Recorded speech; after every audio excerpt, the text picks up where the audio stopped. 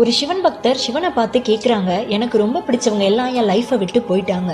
நான் முழுசாக நம்பின ஒருத்தர் எனக்கு துரோகம் பண்ணிட்டாங்க. நம்பிக்கை வச்ச எல்லாரும் என்னை ஏமாத்துறாங்க. இதெல்லாம் நீ பார்த்துட்டு ஏன் அமைதியாக இருக்க? உன்னை கும்பிட்டதுக்கு எனக்கு நீ இதுதான் கொடுப்பியான்னு கோவமாக கேட்குறாரு.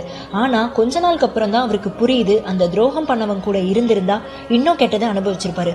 ஒரு சிலரை லைஃப்பில் இருக்கிறத விட போகிறது நல்லதுன்னு நமக்கு முன்னாடி நம்ம கும்பிடுற கடவுளுக்கு தெரியும். ஒருத்தர் அவர் லைஃப்பை விட்டு போனதும் அதை விட உண்மையான ஒரு நபர் கிடைக்கிறாங்க. எல்லார்கிட்டையும் ஏமாந்து போய் மனசுடைஞ்சு நின்ன காலம் போய் எது வந்தாலும் தைரியமாக எதிர்த்து போராடுற அளவுக்கு அந்த சிவன் பக்தி அவரை கொண்டு போயிருக்கு. கடவுள் யாரை ஏத்துக்கிறாரோ, யாரை நெருங்குறாரோ அவங்களுக்கு தான் துன்பம் அதிகம் வரும்.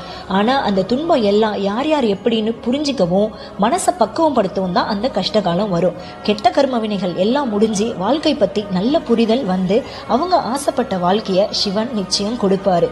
ஆனா ஒருபோதும் கைவிட மாட்டாரு. இதுதான் சிவபெருமானோட திருவிளையாடல்.